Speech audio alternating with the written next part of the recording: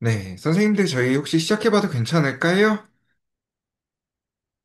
저희 이제 시간이 됐으니까 한번 시작해보도록 하겠습니다. 오늘 신청 주신 선생님들이 그래도 이제 두 자릿수 넘게 신청을 주셨는데, 오늘 선생님들께서 아마 화요일이다 보니까 조금 바쁘신 분들이 많이 있으신 것 같아요. 그래서 좀 천천히 들어오시거나 추후에 아마 영상으로 확인하시는 선생님들이 많이 계신 것 같습니다. 저희 교육 시작하기 앞서서 몇 가지 조금 안내사항부터 드리고 진행해 보도록 할게요. 첫 번째로 상시교육 일정입니다. 저희가 설문조사 같은 경우에는 원래 매월 둘째 주, 통계 분석은 매월 넷째 주에 이렇게 교육을 진행을 하고 있는데요.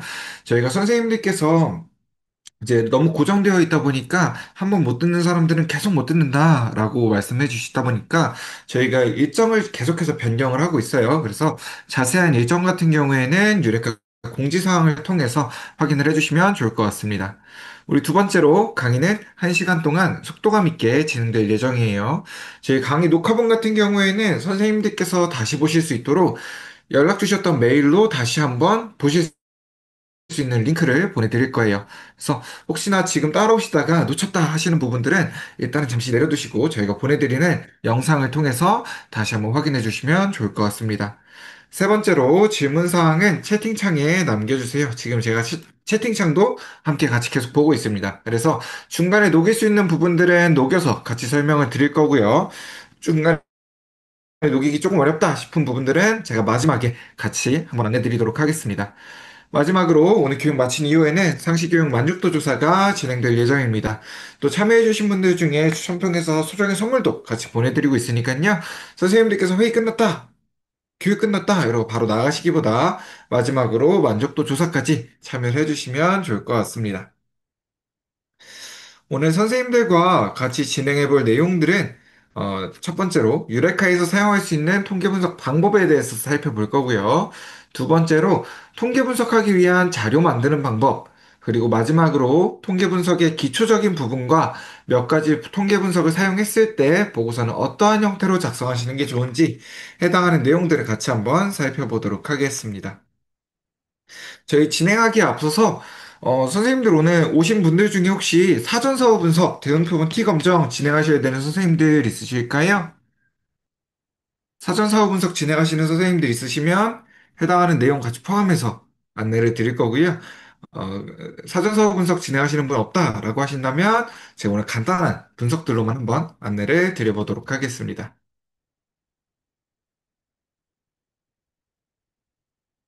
필요하세요? 그럼 제가 그 부분도 같이 네, 안내를 드리도록 할게요.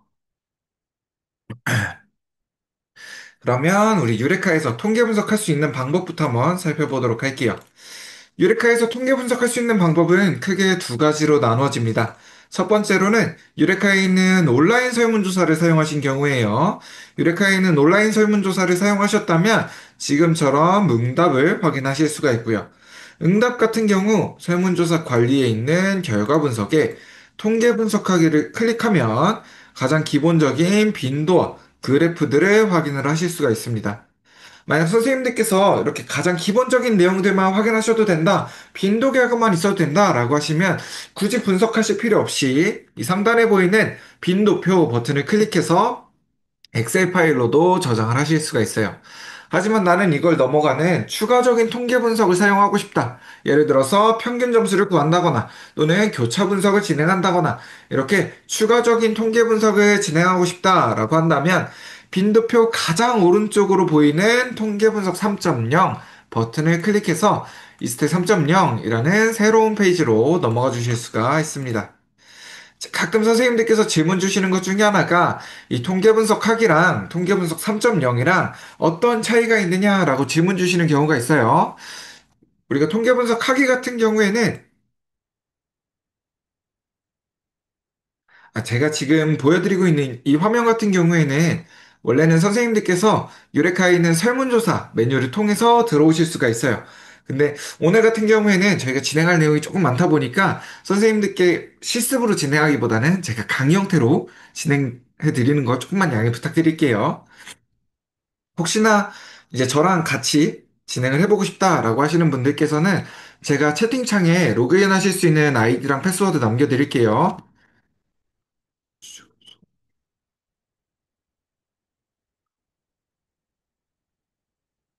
아이디랑 패스워드 같이 남겨드릴게요. 지금처럼 아이디랑 패스워드 입력하고 들어오시면 수업 실습용 게시판에 조사자로 제 이름인 박대호라고 검색을 해주세요. 그러면 제가 만든 이제 설문조사들이 쭉 나타나게 될 겁니다. 비밀번호는 제가 교육 때 사용하는 설문조사들이다 보니까 동일하게 04자리로 입력되어 있어요. 혹시나 저랑 같은 화면 보고 싶으신 분들은 그렇게 들어오시면 좋을 것 같습니다. 네, 계속 이어서 진행해 볼게요. 저희 통계 분석하기 같은 경우에는 업데이트를 하기 이전 버전이에요. 그래서 분석 결과 같은 경우가 엑셀 파일로만 저장되거나 또는 선생님들 컴퓨터 상황에 따라서 저장이 안 되시는 경우도 종종 발생할 수가 있습니다. 그래서 가급적이면 선생님들께서는 업데이트 이후 버전인 통계 분석 3.0 버튼을 클릭해서 사용을 해주세요. 그럼 지금처럼 이스트 3.0이라는 새로운 페이지로 넘어오게 되실 거고요. 여기에 왼쪽 통계 분석 메뉴를 클릭하시면 기술 통계량부터 빈도, 교차, 독립 T, 그리고 요즘 선생님들께서 정말 많이 사용하시죠. 대응, 표본, T 검정, 분산, 상관, 단수, 회귀 분석까지 모든 종류의 분석들을 자유롭게 활용을 하실 수가 있습니다. 분석하시는 방법도 어렵지 않게 진행하실 수가 있어요. 예를 들어서 빈도 분석을 진행한다라고 한다면 왼쪽 통계 분석 메뉴에서 우리가 분석을 진행할 빈도 분석을 선택해 주시고 변수 리스트에서 우리가 분석할 문항들 있죠. 우리가 분석할 문항들을 쭉 블록을 잡아 주셔도 괜찮고요. 아니면 하나씩 클릭하셔서 화살표 아래쪽 버튼으로 선택 변수로 내려주실 수가 있습니다. 지금처럼 선생님들께서 필요하신 문항을 아래 선택 변수로 내려주신 다음 문항 분석 옵션에 따라서 분석 내용에 따라서 옵션을 별도로 지정해 주셔야 되는 경우도 있을 거예요. 이때 필요한 내용으로 선택해 주신 다음 하단에 보이는 분석하기 버튼만 클릭해 주시면 됩니다. 그러면 간단하게 분석 결과를 확인을 하실 수가 있어요. 지금 나타난 이 분석 결과 같은 경우에는 상단에 보이는 저장 버튼을 클릭해서 한글이나 엑셀, PPT, 또 PDF나 JPG 같은 이미지 형태로도 파일을 저장하실 수가 있습니다. 지금은 따로 저장은 하지 않고 넘어가 보도록 할게요. 가끔 선생님들께서 분석하시고 나면 이 화면이 안 나오시는 경우가 있어요. 이런 경우에는 닫기 버튼 아래쪽으로 지금 제 마우스가 있는 위치에요. 닫기 버튼 아래쪽으로 팝업이 차단되었습니다. 라는 경고 문구가 뜨시는 경우가 있을 겁니다. 이때는 팝업을 항상호형으로 바꿔주시고 다시 한번 분석해 주시면 저랑 동일한 분석 결과를 확인하실 수가 있을 거예요. 그러면 우리 작업 중이었던 창은 닫아주도록 할게요. 제가 앞서서 유레카에서 통계 분석할 수 있는 방법은 두 가지가 있습니다. 라고 안내를 드렸었죠. 우리 첫 번째는 지금처럼 온라인 설문조사에서 통계 분석으로 넘어가는 방법이 한 가지 있고요. 우리 두 번째로 선생님들께서 가끔 가다가 온라인 설문조사 자체가 어려우신 경우가 있을 거예요. 학생들의 연령대가 너무 낮다거나 또는 인터넷이 조금 어려운 상황이 있다거나 이런 경우에는 종이로 오프라인으로 설문조사 받아주시고 해당하는 조사의 원자료만 엑셀 파일로 가지고 계신다면 업로드에서도 통계 분석을 진행하실 수가 있습니다. 그래서 지금은 선생님들께서 오프라인으로 종이 설문지로 응답을 받으셨을 때 엑셀 파일 원자료화 시키시는 방법도 한번 안내 드리도록 할게요.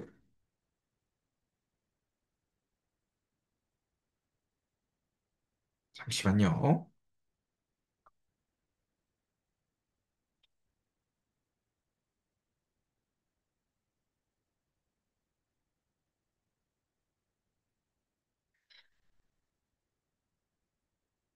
선생님들께서도 원자료 만들기 같이 한번 해보고 싶다라고 하시는 분들은 제가 작성하는 데까지 같이 한번 따라서 작성해 주시면 좋을 것 같습니다. 1번부터 총 10개의 설문조사가 있다라고 생각해 볼게요. 선생님들께서도 만약 오프라인으로 설문조사 받으신다면 종이로다가 설문조사 받게 된다면 선생님들 앞에 설문조사가 쭉 쌓여있게 될 거예요. 이때 하나씩 하나씩 바로 입력하시는 게 아니에요. 가장 먼저 해주셔야 될 내용은 쌓여있는 설문조사 제일 상단에 있는 설문조사의 오른쪽 상단 또는 왼쪽 상단에 1번 그 아래에 있는 설문조사는 2번, 마지막에 있는 설문조사는 마지막 번호까지 설문지 번호를 부여해 주셔야 됩니다. 이 과정은 학생들에게도 학생들을 관리할 수 있는 학번을 부여주죠. 이것과 동일하게 설문지에도 이 설문지들을 관리할 수 있는 설문지 번호를 부여해주는 과정이에요. 만약 1번부터 마지막 설문지까지 번호를 다 부여해 주셨다면 가장 위에 있는 1번 설문지를 보면서 가로로 한 줄씩 입력을 해주시면 됩니다. 한번 진행해 볼게요. 1번 설문지를 보니까 성별은 1번인 남학생이었고요. 학년은 2번이었던 2학년. 수업 만족도는 만족함이었던 4번. 급식 만족도는 매우 만족함이었던 5번을 입력한 학생이었습니다. 지금처럼 하나의 설문조사를 입력하기 시작하셨다면 가로로 해당하는 모든 내용들을 입력해 주시는 게 좋아요. 이렇게 말씀을 드리면 또 어떤 선생님들께서는 선생님 세로의 형태로 입력하는 게 더 낫지 않나요? 라고 질문 주시는 경우가 있어요. 이 부분은 선생님들께서 실제로 한번 해보시면 아, 좀 많이 불편하구나 라고 느끼실 수가 있을 겁니다. 1번부터 마지막 설문지까지 설문지를 쭉 넘겨봐요. 성별에 대한만 쭉, 문항만 쭉 다 입력을 하고 마지막 설문지까지 확인했다 라고 해서 끝이 나는 게 아닙니다. 다시 처음으로 넘어와서 학년에 대한 문항만 1번부터 마지막 문항까지, 마지막 설문지까지 확인을 해봐야 돼요. 특히 지금처럼 원자료를 입력하는 과정에서 빈칸이 나타나거나 또는 오타가 나타나는 경우가 굉장히 많이 있어요. 만약 우리가 지금 입력한 것처럼 가로의 형태로 설문조사를 입력하셨다면 이 해당하는 설문조사만 어디서부터 밀렸었는지 또는 어디서부터 오타가 발생을 했는지 확인을 해주시면 됩니다.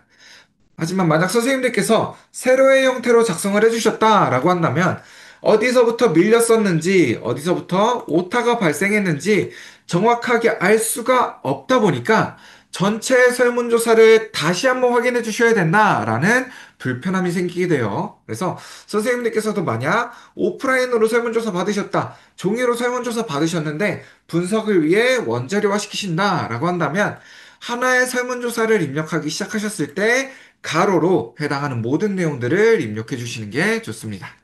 우리 다시 한번 2번 설문지를 볼게요. 2번 설문지를 보니까 성별은 2번 여학생이었고요. 학년은 5학년. 수업 만족도는 3번. 급식 만족도는 2번을 입력한 학생이었습니다. 지금처럼 하나의 설문조사를 입력하기 시작하셨을 때는 가로로 모든 내용을 입력해 주셔야 된다는 거, 이 부분을 기억해 주셨으면 좋겠어요. 지금 말할 칸들은 제가 임의로 한번 채워보도록 하겠습니다. 이제 가끔 선생님들께서 질문 주시는 것 중에 하나가 선생님 여기 성별에 1번, 2번 대신에 1번을 남자, 2번을 여자라고 쓰면 안 되나요? 라고 질문 주시는 경우가 있습니다. 선생님들께서 그냥 원자료화만 시키신다라고 한다면 그렇게 작성하셔도 상관없을 수도 있어요. 하지만 이걸 넘어가서 추가적으로 분석을 해보고 싶다라고 한다면 문자 형태로 입력되어 있는 경우에는 분석을 할 수 없는 경우가 많이 발생합니다. 특히 유레카에서는 지금처럼 숫자의 형태로 입력을 하셔야지만 통계 분석을 진행을 하실 수가 있어요. 그래서 남자, 여자 이렇게 작성하시는 게 아니라 보기 1번은 숫자 1로, 보기 2번은 숫자 2로 입력을 해주셔야 돼요. 그럼 저는 이 파일을 바탕화면에 원자료라고 저장해 볼게요. 원자료라고 저장해 보도록 하겠습니다. 마찬가지로 작업 중이었던 창은 닫아줄 거고요. 이번에 다시 유레카로 넘어와서 유레카 세 번째 있는 메뉴인 통계 분석 메뉴로 들어가 주도록 하겠습니다. 그 중에 내 자료 분석하기 메뉴로 들어가 줄 거예요. 다음으로 화면 가운데 보이는 돋보기 모양을 클릭해서 우리가 방금 만들었던 원자료 파일을 열어줄 거고요. 다음으로 분석하기. 유레카에서 가장 기본적으로 오류가 나타날 만한 게 있는지 한번 확인을 해줄 거예요. 이때 오류가 검출되지 않았습니다. 분석이 가능합니다. 라는 문구를 확인하셨다면 마찬가지로 하단에 보이는 분석하기 3.0 버튼을 클릭해 주시면 됩니다. 그러면 이스트 3.0이라는 페이지로 동일하게 넘어오실 수가 있어요. 우리 분석은 아까 해봤기 때문에 지금은 따로 분석하지 않고 넘어가 볼게요. 그러면 이번에는 선생님들께 사전사후 분석하시기 위한 자료 만드는 방법까지 한번 안내를 드리고 넘어가 보도록 하겠습니다. 우리 사전사후 분석하시는 선생님이 계셨으니까 사전사후 분석을 위한 자료 만드는 방법도 한번 안내를 드릴게요. 만약 선생님들께서 사전사후 분석을 하셔야 된다라고 한다면 가장 기본적으로 지금처럼 두 개의 원자료가 별도로 필요합니다. 첫 번째로 사전에 대한 원자료가 한 가지 있어야 되고요. 두 번째로는 사후에 대한 원자료가 한 가지 별도로 필요해요.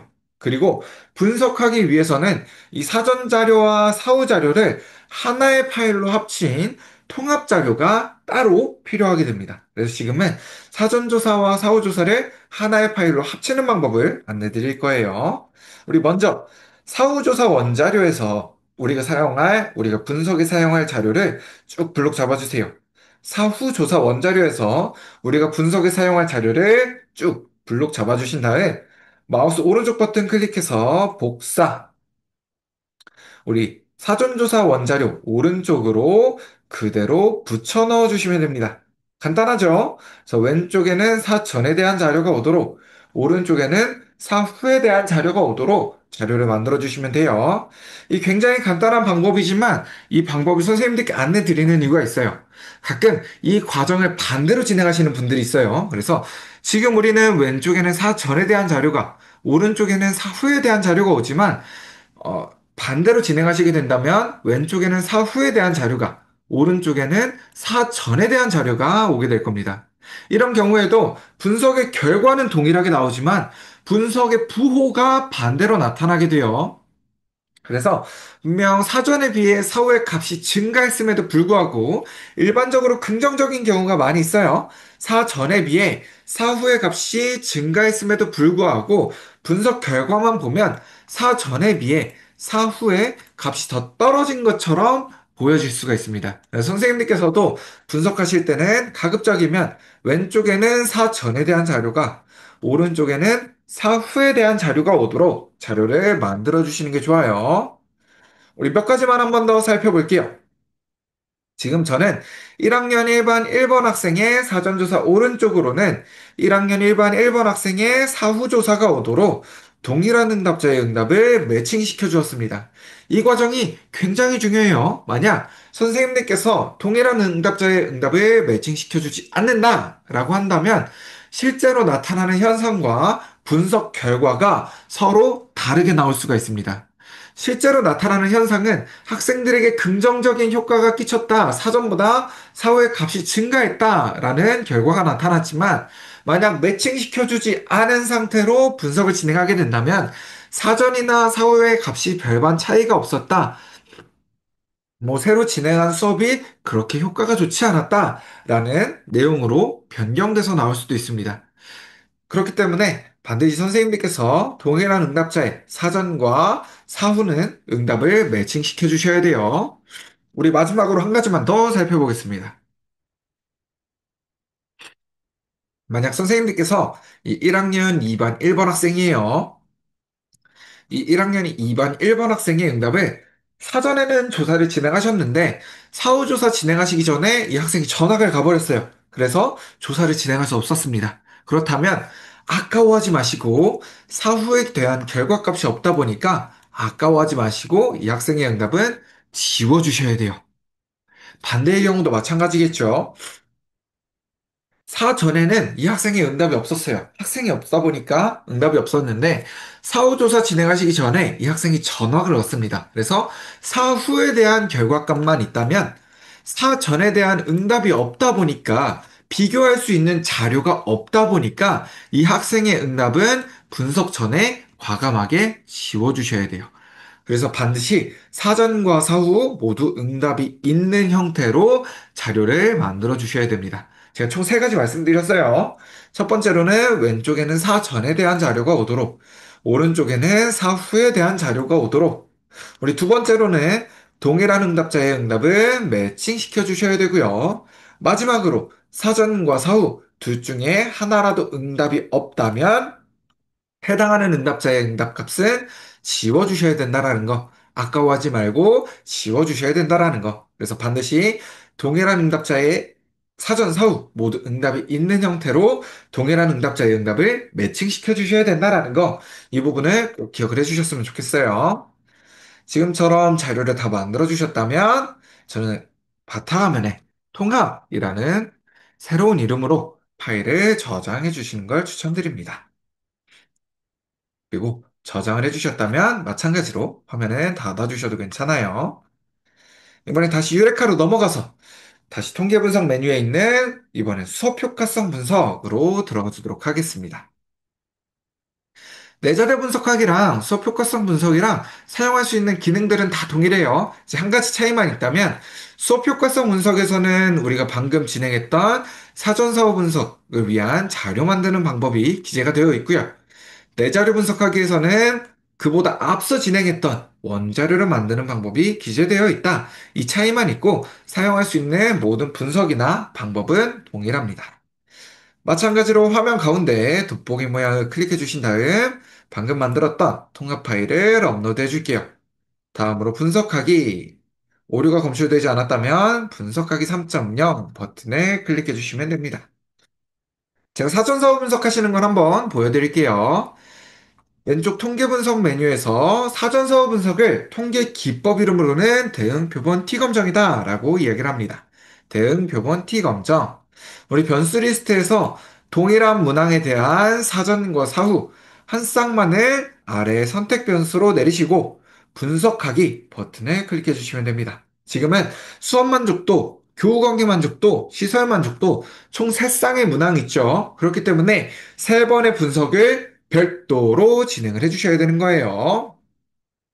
지금처럼 동일한 문항에 대한 사전과 사후 한 쌍만을 아래 선택 변수로 내려주시고 분석하기 버튼을 클릭하시면 지금과 같은 분석 결과를 확인하실 수가 있습니다. 이제 가끔 이 결과 화면 보시면 선생님들께서 한숨부터 쉬시는 분들이 계세요. 제가 조금 있다가 선생님들께서 반드시 사용하셔야 되는 결과 값들, 또 보고서에는 어떻게 옮길 수 있는지 해당하는 내용들도 같이 한번 안내를 드리도록 하겠습니다. 그러면 지금부터는 제가 선생님들께 통계 분석의 기초적인 부분, 그리고 주요한 몇 가지 통계 분석을 사용하셨을 때 보고서는 어떠한 형태로 작성하시는 게 좋은지 해당하는 내용들을 한번 안내 드리도록 하겠습니다. 우리 가장 처음으로 통계 분석의 기초적인 부분이에요. 통계 분석은 정말 다양한 통계 분석 방법들이 있습니다. 여기 표현해 놓은 값들, 결과 값들이 극히 일부일 정도로 가장 기본인 내용들일 정도로 통계 분석 방법들은 정말 다양하게 존재해요. 근데 이 각각의 통계 분석 방법들을 사용하기 위해서는 크게 두 가지 조건을 지켜줘야 됩니다. 첫 번째로는 알맞은 변수의 종류를 사용을 해주셔야 되고요. 두 번째로 이 변수의 종류에 알맞은 변수의 형태를 얹혀주셔야 돼요. 우리 변수의 종류는 크게 두 가지로 나눠집니다.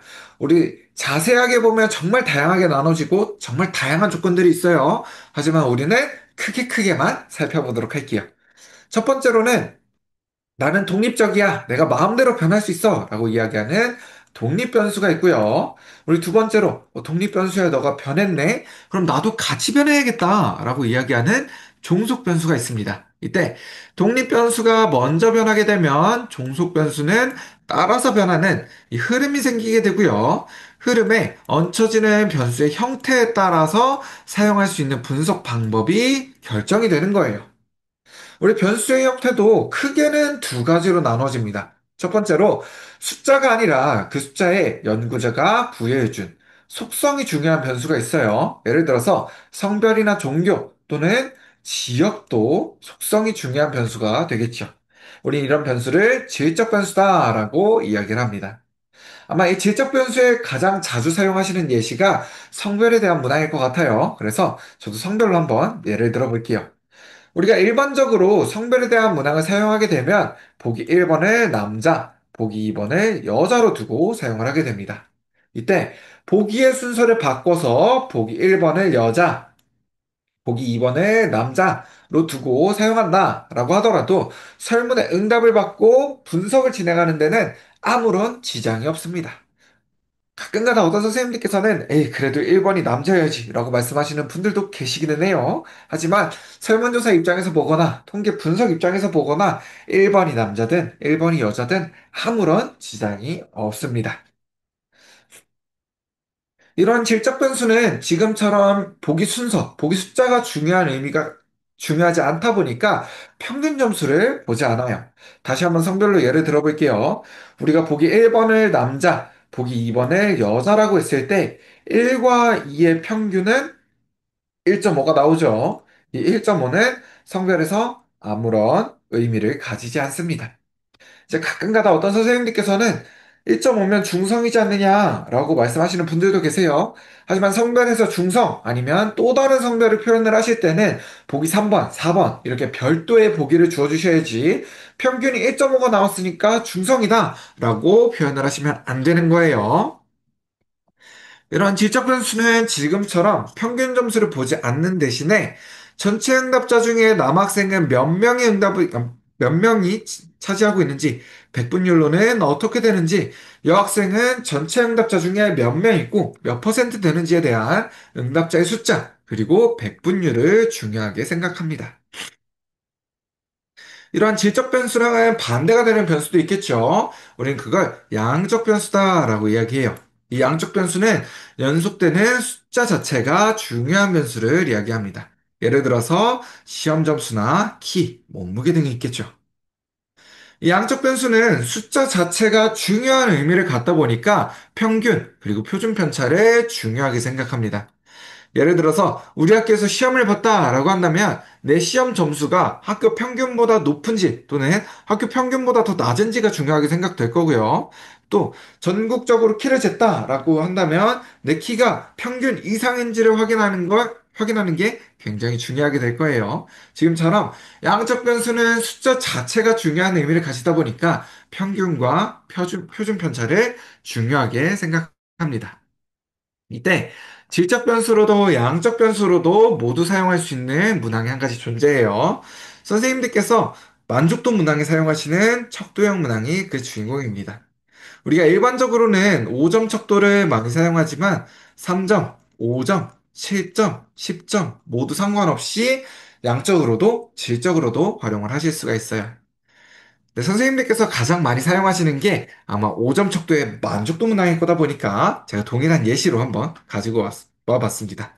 제가 가지고 온 예시 문항은 1번은 전혀 만족하지 않는다부터 시작해서 5번은 매우 만족한다의 순서로 입력된 만족도 문항이에요. 이때 각각의 보기를 질적 변수로 보고 전혀 만족하지 않는다는 몇 명이 응답했고 몇 퍼센트 있는지 만족한다와 매우 만족한다는 각각 몇 명이 응답을 했고 비율로는 어떻게 되는지를 확인하실 수도 있고요.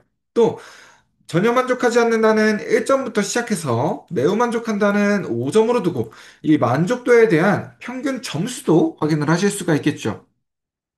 지금처럼 척도형 문항 같은 경우에는 질적 변수로도 양적 변수로도 모두 활용을 하실 수가 있다 보니까 대부분의 통계 분석들을 활용하실 수 있다라는 장점이 있습니다. 그래서 만약 선생님들께서 내가 특정한 분석을 사용해야 되는데 이 분석 사용할 수 있을지 없을지 잘 모르겠어요 라고 하시는 경우에는 먼저 이 해당하는 자료를 한번 참고를 해주시면 좋을 것 같고요. 참고해도 잘 모르겠다라고 하실 때는 해당하는 문항이 척도형 문항으로 사용이 되는지를 한번 살펴봐 주시는 것도 좋을 것 같습니다. 척도형 문항 같은 경우 질적, 양적 모두 활용이 가능하다 보니까 대부분의 통계 분석들을 모두 활용하실 수가 있어요. 이렇게 했는데도 잘 모르겠다. 난 그래도 조금 더 확신을 얻고 싶다. 라고 하시는 경우에는 선생님들께서 만드신 설문조사를 조금 이따 저희 이메일과 연락처 남겨드릴 거예요. 저희 쪽으로 남겨주세요. 그럼 저희가 보고 선생님들께 이 분석 사용할 수 있다 없다 정도는 바로 안내를 드릴 수가 있어요. 그래서 필요하신 경우에는 조금 이따 남겨드리는 이메일과 연락처로 연락 주시면 좋을 것 같습니다. 그래서 가끔 선생님들께서 조금 혼란스러워하시는 것 중에 하나가 이 질적 변수냐 양적 변수냐에 대한 내용이 응답자들이 응답할 때 정해진다라고 생각하시는 분들이 있어요. 하지만 이 질적 변수냐, 양적 변수냐에 대한 내용은 선생님들께서 설문조사를 만드실 때 이미 정해지게 돼요. 그러다 보니까 선생님들께서도 한 번 더 확신을 얻고 싶다면 저희 쪽으로 연락을 주시면 좋을 것 같아요. 그럼 오늘 저희는 가장 기본적인 분석인 빈도 분석, 그리고 평균 구하는 분석인 기술 통계량, 마지막으로 선생님들께서 많이 활용하시는 사전사후 분석, 대응 표본 T 검정까지만 같이 한번 알아보고 오늘 교육을 마치도록 하겠습니다. 우리 처음으로는 빈도 분석이에요. 이 빈도 분석 같은 경우에는 질적 변수의 분포, 그리고 특징을 확인할 수 있는 분석입니다. 특히 선생님들께서 설문조사 응답 받으셨다, 보고서 작성하신다, 라고 한다면 가장 기본적으로 들어있어야 하는 분석 중에 한 가지예요. 이 빈도 분석 한 가지만 가지고서도 내가 받은 응답이 어느 한 곳으로 치우치지 않았습니다, 라는 것을 가장 쉽게 증명해낼 수가 있다 보니까 선생님들께서 반드시 활용을 해주셔야 됩니다. 한번 예를 들어 볼게요. 제가 학생들에게 응답을 받고 이건 남학생과 여학생의 평균적인 의견이다 라고 이야기를 하고 싶어요. 근데 빈도 분석의 결과를 보니까 전체 응답의 10%는 남학생이었고요. 전체 응답의 90%는 여학생이었어요. 그렇다면 이때는 남학생과 여학생의 평균적인 의견이다 라기보다는 여학생의 의견에 조금 더 가깝다 라고 표현하는 게 조금 더 정확할 겁니다. 반대로 남학생이 한 47% 정도, 여학생이 53% 정도 분포를 보였다 라고 한다면 이때는 남학생과 여학생의 평균적인 의견이다 라고 조금 더 정확하게 이야기를 할 수가 있을 거예요. 지금처럼 이 빈도 분석 한 가지만 가지고서도 내가 받은 응답이 어느 한 곳으로 치우치지 않았다라는 것을 가장 쉽게 증명해낼 수가 있다 보니까 선생님들께서도 반드시 함께 사용을 해주셔야 돼요.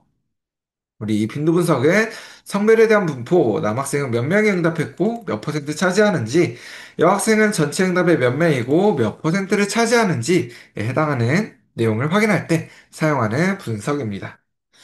앞서서 제가 빈도 분석하는 건 한번 보여드렸었죠. 이스트 3.0까지 넘어오신 다음 왼쪽 통계 분석 메뉴에서 빈도 분석, 변수 리스트에서 우리가 분석할 내용들을 아래 선택 변수로 내려주시고 그래프는 막대나 원그래프, 그래프가 없어도 된다라고 하시면 없음으로 그대로 두신 다음 분석하기 버튼을 클릭해 주시면 됩니다. 그러면 지금과 같은 분석 결과를 확인하실 수가 있고요. 이 분석 결과는 보고서에 지금처럼 옮겨주실 수가 있습니다. 지금부터 말씀드리는 이 보고서의 형태 같은 경우에는 무조건 이렇게 작성하셔야 돼요 라는 내용은 아니에요. 하지만 최소한 이대로 작성하시면 틀리지는 않습니다 라는 내용으로 선생님들께 안내 드리도록 하겠습니다. 우리 가장 먼저 구성부터 한번 살펴보고 넘어갈게요. 가장 왼쪽에는 우리가 사용한 문항이 들어가게 되고요. 중간에는 몇 명이 응답했는지, 오른쪽에는 그래서 비율이 어떻게 되는지 해당하는 내용들을 입력해 주시면 됩니다. 여기서 선생님들께서 가장 많이 놓치시는 부분 중에 하나가 이 전체에 대한 응답을 빼고 작성하시는 경우가 굉장히 많이 있어요. 하지만 이 전체에 대한 응답은 반드시 포함되어 있어야 합니다. 지금이야 남학생이 47명, 여학생이 53명, 더하면 100명. 이게 한눈에 들어오게 되지만 응답자의 숫자가 많아지거나 또는 보기의 숫자가 늘어나게 된다면 전체 응답이 몇 명인지 100%가 몇 명이 기준인지 이게 한눈에 들어오지 않게 될 수가 있어요. 선생님들께서도 반드시 이 전체에 대한 내용을 함께 작성을 해주시는 게 좋아요. 그리고 우리가 사용한 문항과 문항별 보기, 보기에 대한 사례수와 비율을 함께 작성해 주시면 됩니다. 지금 저는 성별과 학교급 두 가지만 가지고 왔지만 선생님들께서 추가적으로 더 사용을 해주신다면 아래로 한 칸씩 더 늘려주시면 돼요. 그러면 이제 이 분석 결과를 어떻게 해석할 수 있는지도 한번 살펴보도록 하겠습니다. 선생님들께서 통계 분석 사용하셨으면 가장 기본적으로 두 가지 내용이 포함되어 있어야 돼요. 첫 번째로는 내가 어떤 것을 위해 사용한 목적이죠. 두 번째로 어떤 문서를 사용했는지, 사용한 방법, 지금처럼 목적과 방법을 먼저 기술해 주셔야 됩니다. 전체 응답 학생의 성별, 학교급의 분포를 확인하기 위해서 빈도 분석을 실시하였다. 지금처럼 사용한 목적과 방법을 먼저 기술해 주시고, 분석 결과 성별은 남학생이 47%, 여학생이 53%의 분포를 보이는 것으로 나타났다. 지금처럼 보기가 두 가지인 경우에는 어떤 것을 먼저 말씀해 주셔도 크게 상관이 없습니다. 오히려 보기 순서대로 말씀해 주시는 게 조금 더 편하실 수도 있어요. 하지만 보기가 세 가지 이상으로 늘어나게 된다면 빈도가 높은 것을 먼저 동일한 것끼리는 같이 묶어서 사용, 기술해 주시면 선생님들께서 훨씬 편하게 기술하실 수가 있으실 거예요. 한번 해볼게요. 학교급의 경우 고등학교가 34%이며 초등학교와 중학교가 각각 33%였다. 지금처럼 빈도가 높은 것을 먼저 동일한 것끼리 묶어서 기술해 주시면 훨씬 편하게 기술하실 수가 있습니다. 여기서도 한 가지만 더 말씀을 드리고 넘어가도록 할게요.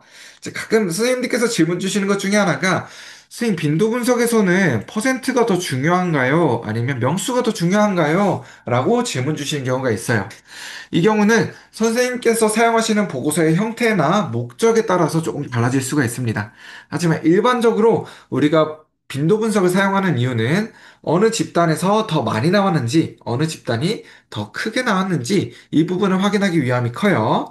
그러다 보니 명수만 나오게 됐을 때 이게 큰지 작은지 조금 어려워질 수가 있습니다. 그래서 저는 이제 퍼센트가 먼저 나오고 그 근거가 되는 명수를 괄호 안에 넣어주시는 걸 조금 더 추천을 드려요. 하지만 이 부분은 선생님들께서 사용하시는 보고서 형태에 따라서 달라질 수 있다라는 점만 참고해 주시면 좋을 것 같습니다. 그러면 우리 넘어가서 이번에는 평균 구하는 분석인 기술 통계량 분석을 한번 살펴볼게요.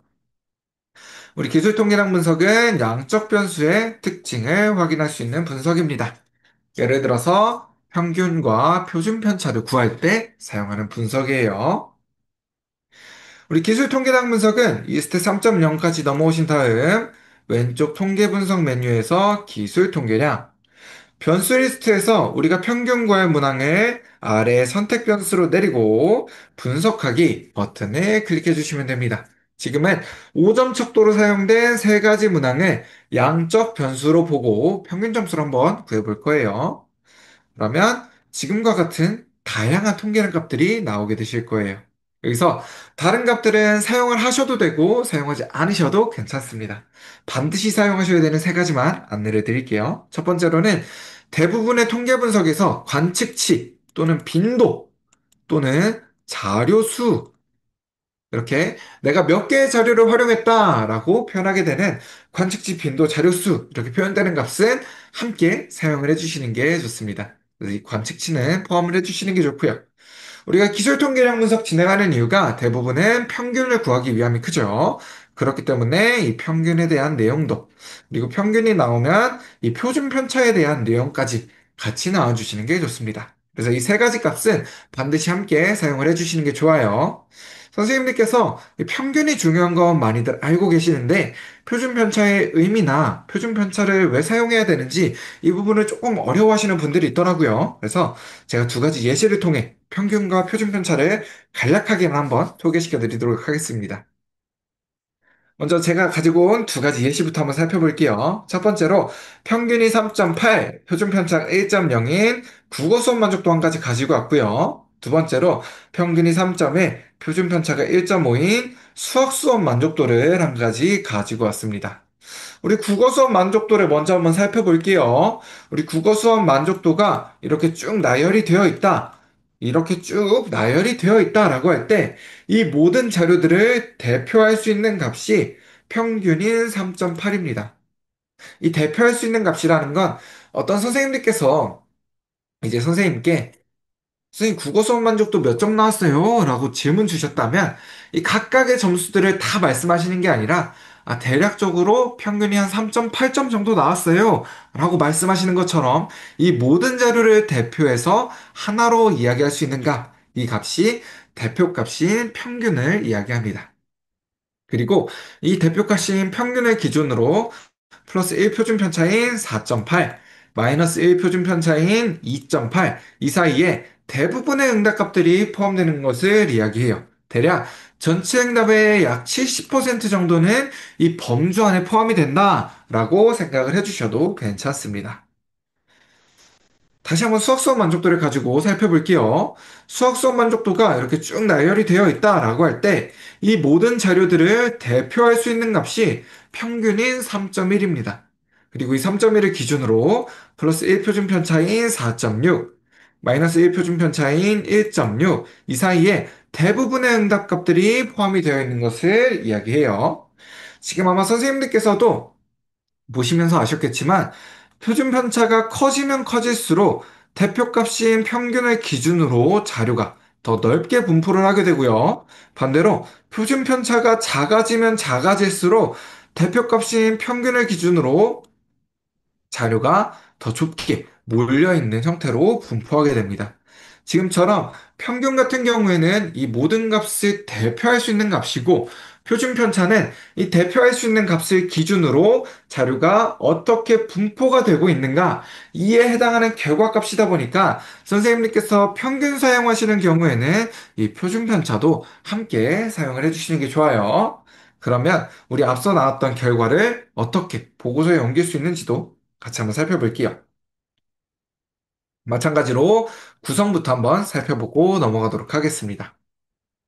가장 왼쪽에는 우리가 사용한 문항이 들어가게 되고요. 중간에는 평균, 오른쪽에는 표준 편차. 그리고 여기서도 마찬가지로 전체 관측치가 몇 개 있는지 이 관측치 개수는 함께 사용을 해주시는 게 좋아요. 지금 저는 관측치, 평균, 표준 편차 이렇게 세 가지만 사용을 했지만 선생님들께서 최대값, 최소값 또는 외도, 첨도처럼 추가적인 통계량 값들을 더 사용하고 싶다라고 하신다면 오른쪽으로 한 칸씩 더 늘려주시면 됩니다. 그러면 이제 이 결과값을 한번 해석해 볼게요. 먼저 사용한 목적과 방법이 기술되어 있어야겠죠. 학생들의 각 만족도 및 점수의 특징을 알아보기 위해서 기술 통계량 분석을 실시하였다. 지금처럼 목적과 방법을 먼저 기술해 주시고, 5점 척도의 질문 중 국어 수업 만족도에 대해서는 평균이 3.8점으로 보통 이상의 만족도를 확인하였다. 수학 수업 만족도와 학교 생활 만족도는 평균이 3.88, 3.81로 만족에 가까움을 확인할 수 있었다. 지금처럼 해석해 주실 수가 있습니다. 지금 저는 선생님들께 구두상으로 안내를 드리다 보니까 이 표준 편차 점수까지는 따로 읽진 않았어요. 하지만 선생님들께서 기술해 주실 때는 이 표준 편차 점수도 함께 기술해 주시는 게 좋습니다. 여기서도 마찬가지로 한 가지만 더 살펴보고 넘어갈게요.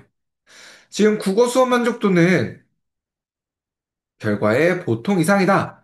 그리고 나머지 두 개는 만족에 가깝다라고 표현을 했죠. 이 부분은 제가 선생님들께 일부러 보여드리고 싶어서 두 가지를 모두 가지고 왔습니다. 우리가 일반적으로 5점 척도를 사용하게 되면 이 중에 3점은 보통으로 사용하게 되고요. 4점은 만족으로 사용하게 돼요. 이때 3점과 4점 사이, 이 중에서도 대략 3.8이 넘어가면서 4점이 조금 못 미치는 경우에는 결과적으로 4점에 가깝게 나타났기 때문에 만족에 가깝다라고 표현을 하실 수도 있고요. 또는 그래도 4점에는 미치지 못했기 때문에 보통 이상이다라고 작성해 주실 수도 있어요. 이 부분은 연구자분의 선택입니다. 내가 이 결과값이 만족에 가깝게 나타나는 게 나한테 조금 더 유리해 라고 하신다면 3.8이 넘어가는 경우 만족에 가깝다 라고 표현하셔도 괜찮고요. 난 그래도 만족이라는 것 자체를 조금은 보수적으로 보겠어 라고 하신다면 4점 좀 못 미치는 3.9 얼마 이렇게 나오더라도 보통 이상이다 라고 작성을 해주셔도 괜찮습니다. 이 부분은 연구자분의 선택이에요. 또 어떤 분들은 3.6인데 난 만족으로 가깝게 나타나는 게 더 좋으니까 만족에 가깝게 쓰겠어 라고 하시는 경우가 있는데 가급적이면 3.8이 넘어가는 경우에 사용을 해주시는 걸 추천해 드리고요. 또 마찬가지로 가끔 선생님들께서 보고서 검토해드리다 보면 수학 수업 만족도는 3.88점인데 보통 이상이다. 또 국어 수업 만족도는 3.83점인데 만족에 가깝다라고 표현하신 경우가 있어요. 이렇게 사용을 하시면 안 됩니다. 반드시 선생님들께서 하나의 기준을 정하셨다면 모든 문항에 대해 동일한 기준을 적용을 해주셔야 돼요. 만약 내가 3.8이 넘어가는 모든 걸 또는 3.85가 넘어가는 모든 걸 나는 만족으로 보겠어 라고 하신다면 모든 문항에 대해 동일한 기준을 적용해 주셔야 됩니다. 이 부분만 기억을 해 주셨으면 좋겠어요. 그러면 우리 마지막으로 대응표본 T검정 여기까지만 확인을 해보고 오늘 교육을 마치도록 하겠습니다. 우리 대응표본 T검정은 사전 점수와 사후 점수의 평균 차이를 확인하는 분석이에요. 선생님들께서는 사전 사후 분석이다라고도 많이 말씀을 하시죠. 이 대응표본 T검정을 하기 위해서는 세 가지 주의해 주셔야 될 내용이 있습니다. 첫 번째로 시간의 차이를 두고 사전, 사후 조사를 진행해 주셔야 돼요. 예를 들어서 학기 초에 사전 조사 진행하셨다면 학기 말에 사후조사 진행하시는 것처럼 시간의 차이를 두고 사전조사, 사후조사를 진행하셔야 됩니다. 우리 두 번째로 이 부분은 자료 만들면서도 같이 안내를 드렸었죠. 사전조사와 사후조사에 동일한 응답자의 응답을 매칭시켜 주셔야 돼요. 1학년 1반 1번 학생의 사전응답 오른쪽으로는 1학년 1반 1번 학생의 사후 응답의 요도로 동일한 응답자의 응답을 매칭시켜 주셔야 됩니다. 우리 마지막으로 3번. 동일한 문항을 사용해서 사전조사와 사후조사를 진행해 주셔야 됩니다. 가끔 가다가 선생님들께서 사전조사 전에 문항 좀 급하게 만드시고 사후조사 전에 문항을 변경하시는 경우가 있어요. 이런 경우에는 대응표본 T검정, 사전사후 분석을 사용하실 수가 없습니다. 반드시 동일한 문항을 사용해서 조사를 진행해 주셔야 돼요. 좀 예민하게 보시는 분들은 문항의 순서만 바뀌어도 영향을 끼칠 수 있다라고 이야기를 하셔서 가장 좋은 건 동일한 설문조사 그대로를 사전에 한 번, 사후에 한 번, 두 번 진행해 주시는 게 좋고요. 못해도 문항이 바뀌지 않는 선에서 사전조사와 사후조사를 진행해 주셔야 됩니다. 이 부분은 앞서서 자료 만드는 방법이었죠. 사전조사는 왼쪽으로, 사후조사는 오른쪽으로 동일한 응답자의 응답을 매칭시켜 주시면서 사전, 사후 둘 중에 하나라도 응답이 없으면 과감하게 지워주셔야 된다라는 거. 이 부분은 꼭 기억을 해주세요. 우리 대응표본 T검정은 앞서서도 한번 진행을 해봤습니다. 이 스텝 3.0까지 넘어오신 다음 왼쪽 통계 분석 메뉴에서 대응표본 T검정 변수 리스트에서 동일한 문항에 대한 사전과 사후 한 쌍만에 아래 선택 변수로 내리시고 분석하기 버튼을 클릭해 주시면 됩니다. 그러면 지금 같은 분석 결과를 확인하실 수가 있어요. 여기서 다른 값들은 사용을 어, 여기서 선생님들께서 반드시 사용하셔야 되는 값들만 한번 안내를 드릴게요. 우리 첫 번째로 대응표본 T검정, 사전사후 분석은 사전 점수와 사후 점수의 평균 차이를 확인하는 분석이죠. 그렇기 때문에 사전과 사후의 평균, 이 평균이 나오면 같이 나와야 되는 표준 편차. 그리고 대부분의 통계 분석에서 관측치, 빈도, 자료수 이렇게 표현되는 값들은 함께 사용을 해주시는 게 좋다라고 안내를 드렸을 거예요. 그래서 이 빈도까지 가장 처음에 보이는 표본 통계 박스는 모두 활용을 해주시는 게 좋습니다. 이어서 나오는 그래프 같은 경우에는 있으면 시각적인 효과를 주기 때문에 장점이 되기는 해요. 하지만 이 부분은 필수적인 요소는 아닙니다. 선생님들께서 필요하신 경우 사용을 하셔도 괜찮으시고요. 필요 없으시면 사용하지 않으셔도 괜찮아요. 그 다음으로 나오는 대응 표본 3과는 선생님들께서 굳이 확인을 하지 않고 넘어가셔도 괜찮아요. 다음으로 우린 대응 표본 T 검정을 진행했기 때문에 그 근거가 되는 T 값과 이 T 값이 통계적으로 유의미한지 알려주는 유의 확률 값을 함께 사용을 해주시면 됩니다. 아마 선생님들께서도 이런 이야기 한 번쯤은 들어보셨을 거예요. 유의 확률 또는 p-value가 0.05보다 작으면 통계적으로 유의미하다라는 이야기를 한 번쯤은 들어보셨을 겁니다. 그러면 지금 이 0.05는 어떤 의미인지, 이 유의 확률은 어떤 걸 이야기하는지 제가 좀 간략하게 한번 설명드려 볼게요. 먼저 이 0.05는 우리가 유의 수준이다라고 이야기합니다. 이 유의 수준은 똑같은 분석을 100번 진행한다라고 했을 때 몇 번의 오류까지 우리가 허용해 줄 것이냐, 몇 번의 오류가 발생할 확률까지 우리가 허용해 줄 것이냐라고 하는 우리가 설정해 준 기준 이야기예요. 똑같은 분석을 100번 진행한다 라고 했을 때 몇 번의 오류까지 봐줄 것이냐 라고 하는 오류의 최대 수준, 우리가 설정해준 기준을 유의 수준이다 라고 이야기합니다. 우리가 있는 사회과학 분야에서는 보통 0.0의 수치, 100번 중에 5번보다만 오류가 나타날 확률이 더 적으면 우린 이걸 가지고 통계적으로 유의미하다 라고 할게 라고 하는 우리가 설정해준 기준을 유의 수준이다 라고 이야기해요. 우리는 보통 0.05의 수치를 많이 사용하지만 뭐 건설이나 의학 분야나 이렇게 별도의 분야로 들어가게 되면 더 작은 확률을 저 작은 유의 수준을 사용하게 됩니다. 이 반대로 유의 확률 같은 경우에는 우리가 가지고 있는 자료 있죠. 우리가 가지고 있는 자료로 통계 분석을 진행해 봤을 때 이 가지고 있는 자료에서 통계 분석 결과가 오류가 나타날 확률을 이야기합니다. 우리가 가지고 있는 자료로 통계 분석을 진행해 봤을 때 이 결과가 오류가 나타날 확률을 유의 확률, p-value다라고 이야기를 하는 거예요. 그래서 우리가 가지고 있는 자료에 오류가 발생할 확률이 우리가 설정해준 기준보다 더 작다면 통계적으로 유의미하다. 우리가 설정해준 기준보다 가지고 있는 자료에 오류가 발생할 확률이 더 크다면 이거는 통계적으로 유의미하지 않다라고 이야기를 할 수가 있는 겁니다. 지금은 조금 어려우실 수도 있어요. 그래도 괜찮습니다. 아, 선생님들께서 이렇게 유의하다, 유의하지 않다라는 이야기를 들으시면 아마 한 가지 의문점이 생기실 거예요. 그래서 유의하다라는 게 어떤 의미인데? 라는 의문점이 생기실 수도 있습니다. 통계적으로 유의미하다라는 이야기는 자세히 들어가면 정말 복잡하게 되어 있어요. 하지만 조금 간략하게만 설명을 드리면 통계적으로 유의미하다라는 이야기는 이 결과값이 우연히 나오지 않았다라는 것을 이야기해요.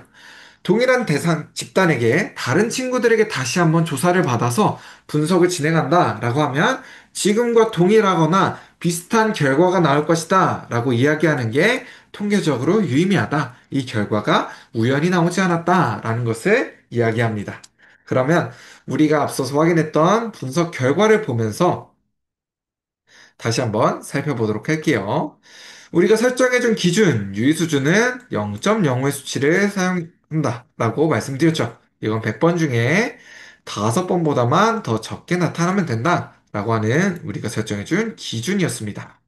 우리가 설정해준 기준은 0.05, 100번 중에 5번보다만 더 적게 나타나면 돼요. 근데 우리가 가지고 있는 자료에 오류가 발생할 확률을 보니까 0.000으로 나타납니다. 사실 통계에서 0%라는 확률은 존재하지 않아요. 어느 일정 수치까지 내려가다 보면 특정한 값을 갖게 됩니다. 그래서 0.000 이것도 틀린 내용은 아니지만 조금 더 정확하게 사용하실 때는 0.001보다 작은 값이다 라고 표현해 주시는 게 조금 더 정확해요. 다시 한번 살펴볼게요. 우리가 설정해준 기준은 100번 중에 5번보다만 더 오류 확률이 더 적게 나타나면 돼요. 근데 우리가 가지고 있는 자료에 오류가 발생할 확률을 보니까 1000번 중에 한 번보다도 더 적은 확률로 오류가 나타난다라고 합니다. 우리가 설정해준 기준보다 훨씬 더 적은 오류 확률을 가지고 있다 보니까 우리는 이 결과를 통계적으로 유의미하다. 이 결과가 우연히 나오지 않았다라고 이야기할 수가 있는 거예요. 그러면 이 자료값을 보고서에는 어떻게 옮길 수 있는지 한번 살펴보도록 하겠습니다. 마찬가지로 구성부터 한번 살펴볼게요. 우리 사전 사후의 평균 차이를 확인하는 내용이다 보니까 사전과 사후의 평균, 그리고 이 평균이 나오면 함께 나오는 표준 편차, 등 표본 t검정을 사용했기 때문에 t값, 이 t값이 통계적으로 유의미한지를 알려주는 유의 확률 값을 함께 사용해 주시면 됩니다. 유의 확률이 0.000으로 나왔지만 이거보다 조금 더 정확하게 통계에서 사용하는 정말 작은 단위인 0.001, 이거보다 더 작은 값이다 라고 표현을 해줬어요. 여기서도 이제 또 한 가지만 더 말씀을 드리고 넘어가려고 합니다. 저희가 이제 가끔 선생님들께서 보고서 검토 요청을 주시면 이제 검토를 해드리는 경우가 있는데, 최근에도 이제 한 선생님께서 검토 요청을 주셔서 쭉 보고 있었어요. 근데 보고서를 보다 보니까 분명 사전에 비해 사후의 값이 증가했는데 이 t값 앞에 마이너스라는 보호가 없더라고요. 그래서 선생님께 다시 연락을 드려서 선생님 제가 이거 자료 한번 확인을 해봤는데 혹시나 분석 중에 뭔가 오류가 발생했거나 자료 만드시는 중에 오류가 발생했을 수도 있습니다. 선생님 요거 t값 앞에 마이너스 보호가 없습니다. 요거는 다시 한번 확인해 주시면 좋을 것 같습니다. 라고 말씀을 드렸더니 이제 해당하는 선생님께서 안내를 해주시는 게 이 t값 앞에 붙은 마이너스 불길해서 그냥 내가 다 떼버렸어요. 이렇게 말씀을 하시더라고요. 근데 이 t값 앞에 붙은 마이너스 보호 같은 경우에는 일반적으로 사전에 비해 사후의 값이 증가했을 때 긍정적으로 영향을 끼치는 경우가 더 많아요. 사전에 비해 사후의 값이 증가했을 때 t값 앞에 마이너스 보호가 붙게 됩니다. 그래서 불길하다라고 다 떼버리지 마시고 있으면 있는 대로 없으면 없는 대로 사용을 해주셔야 돼요. 그럼 이 결과값을 한번 해석해 보도록 하겠습니다. 먼저 사용한 방법과 목적이 들어있어야겠죠. 나는 국어 공부하는 것이 즐겁다라는 문항에 대한 학생들의 사전, 사후, 응답 차이를 분석하기 위해 대응 표본 T 검정을 실시하였다. 분석 결과 사전조사에서는 평균이 3.05점이었으나 사후에서는 3.85점으로 약 0.8점 향상된 것이 통계적으로 확인되었다. 우린 이 결과가 우연히 나오지 않았다라는 것을 증명했기 때문에 그 근거가 되는 t값 그리고 유의확률 값을 함께 작성을 해주시면 됩니다. 이제 결론을 맺어주셔야겠죠. 따라서 나는 국어 공부하는 것이 즐겁다라는 문항에 대해 학생들의 응답 점수가 사전보다 사후에서 유의하게 증가하였다고 할 수 있다. 사실 통계를 아시는 분들께는 여기까지만 작성하셔도 이게 어떤 의미구나 라는 것을 쉽게 이해하실 수가 있습니다. 하지만 통계를 조금 모르시는 분들이나 어려워하시는 분들은 여기까지만 작성되어 있다면 이게 어떤 의미인데, 이게 무슨 말인데? 라고 의문이 생기시면서 불친절한 보고서처럼 보여지실 수가 있어요. 그래서 즉 이후에 한 문장을 더 추가해 주셔서 선생님들께서 하신 내용도 다시 한번 뽐내주시고 보고서를 보시는 분들께도 가장 친절한 형태로 보고서를 작성해 주실 수가 있습니다. 한번 진행해 볼게요. 즉 국어 특성화 수업은 학생들의 국어 과목에 대한 흥미를 증진시키는데 효과적으로 기여하였음을 알 수 있다. 지금처럼 내가 한 수업이 학생들에게 이렇게 긍정적인 효과를 끼쳤어요. 라는 것도 한번 뽐내주시고 또 보고서를 보시는 분들께도 가장 친절한 형태로 보고서를 작성해 주실 수가 있습니다. 네, 이렇게 한 시간 동안 유레카에 있는 통계 분석 기능, 그리고 간단한 통계 분석 몇 가지 보고서를 어떻게 작성할 수 있는지까지 함께 살펴봤습니다. 지금 앞에 표현되어 있는 이제 이메일과 연락처는 저에게 바로 연락되는 이메일과 연락처예요. 그래서 유레카 사용하시다가 궁금하신 내용 또는 필요하신 내용 있으시면 언제든 저희 쪽으로 연락 부탁드립니다. 그리고 지금 제가 채팅창에 만족도 조사 링크 하나 남겨두었어요. 선생님들께서 만족도 조사 참여해 주시면 또 수정의 선물도 같이 추첨을 통해서 보내드리니까 바로 나가시기보다 만족도 조사까지 함께 진행해 주시면 좋을 것 같습니다. 그리고 마지막으로 선생님들께 한 가지만 더 공지를 드리려고 합니다.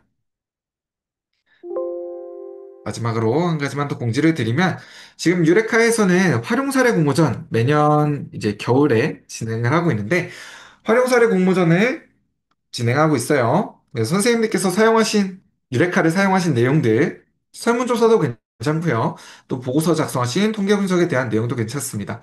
선생님들께서 활용하신 내용들을 저희 유레카 쪽으로 보내주시면 또 심사를 통해서 상품권 그리고 참가만 하셔도 스타벅스 기프티콘 보내드리니까 선생님들께서 사용하신 내용들을 저희 쪽에 같이 보내주시면 좋을 것 같습니다. 혹시나 궁금하신 내용 있으신 선생님들께서는 남아서 질문해 주셔도 괜찮으시고요. 설문조사까지 다 해주셨다면 네, 회의를 종료해 주셔도 괜찮습니다. 선생님들께서 긴 시간 동안 함께 해주셔서 감사합니다. 고생하셨습니다.